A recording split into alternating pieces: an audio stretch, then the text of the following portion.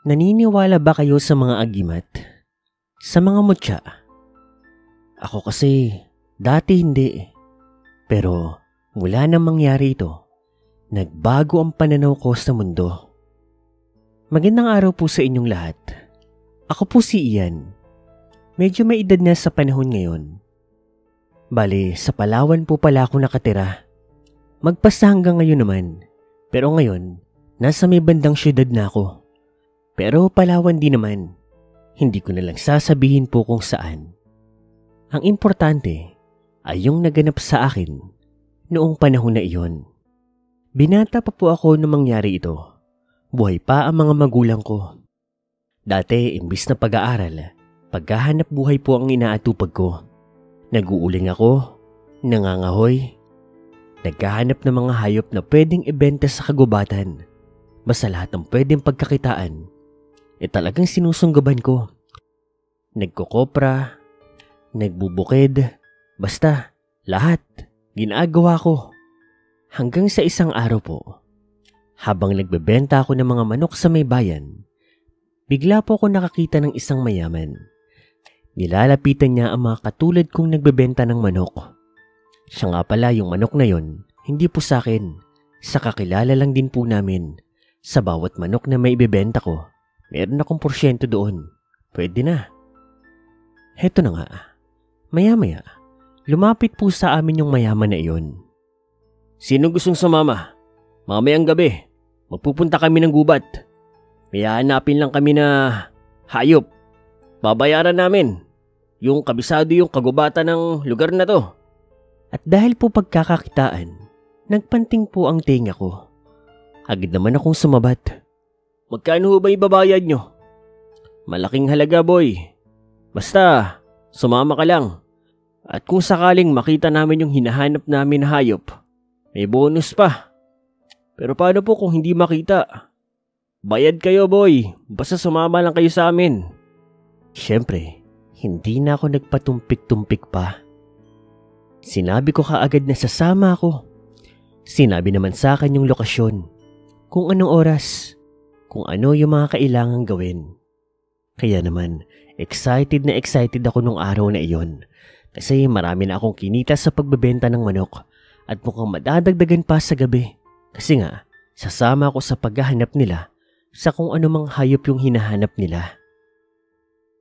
Mabilis pong lumipas sa mga oras. 7:00 po ng gabi. Nagpunta po ako sa tagpuan namin. Sa paanan po ng isang bundok. Doon po sa may Palawan. Nandoon na po yung mayamang nakausap ko. Bukod sa aming dalawa, marami pa pong ibang kasama. May dala akong itak at flashlight noon. Sapat na sa akin yun. Kabisado ko naman po ang lugar. Hali kayo. Bago tayo magsimula, may sasabihin muna ako sa inyo. Ang hahanapin natin ay isang hindi ordinaryong kobra. Hetong bayad nyo. Binigyan kami ng tig-100. Ang dami namin nun, siguro mga 9 kami o 10 ata. Tig-100. Ang katumbas pa naman ng 100 noon, mahigit 1,000. Marami ka na niyang mabibili. Kaya naman tuwang-tuwa ako.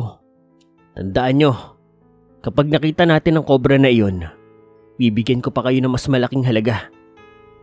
Sandali ho, anong klaseng kobra ba yan? King Cobra, Philippine Cobra o ano? Iba ang kobra na ito kumpara sa mga sinabi mo.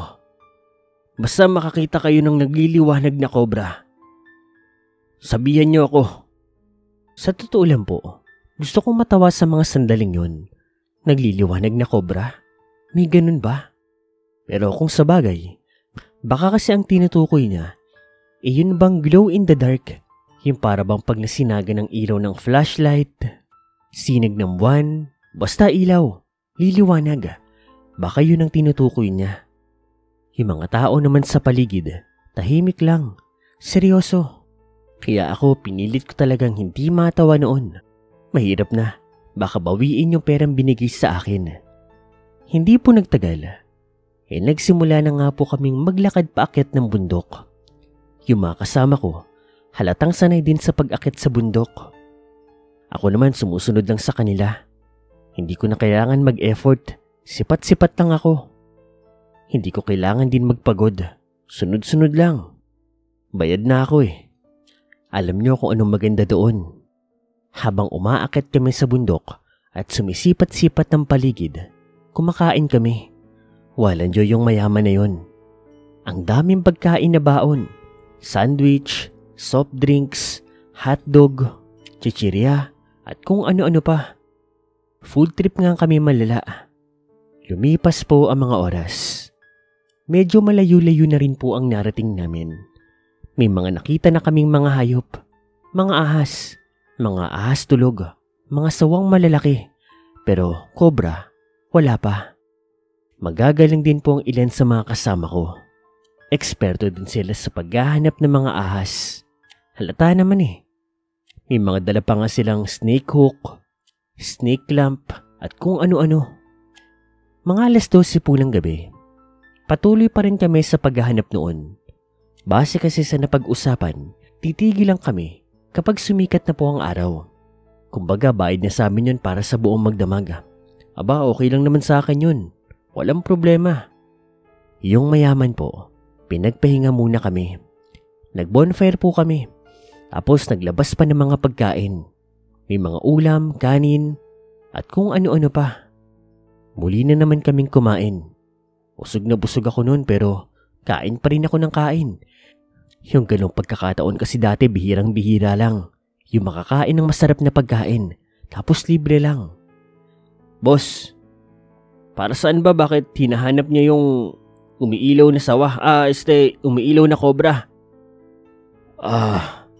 May paggagamitan lang ako. Boss, hindi mo na kailangan maglihim sa amin. Bayad naman kami.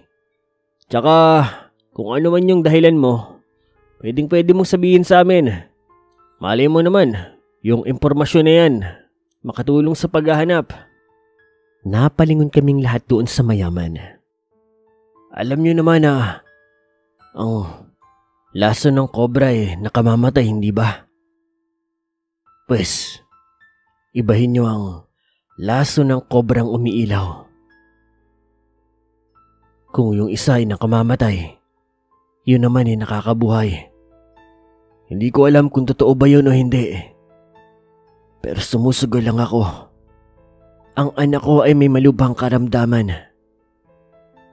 Ilang linggo o ilang buwan na lang siyang mabubuhay sa mundo.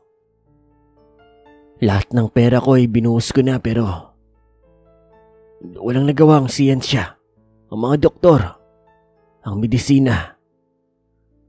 Gusto ko pang mabuhay ang anak ko. Nagganap ako ng ibang paraan para mabuhay siya. At ang pinaka malapit sa katotohanan ay itong cobra na nagliliwanag. Sabi nila, magpakagat ka raw sa kobrang nagliliwanag. At pagkatapos, kagatin mo ang taong gusto mong mabuhay. Gagaling ito. Yun kung totoo. Dati kapag may nakikwento ng ganyan, natatawa ko.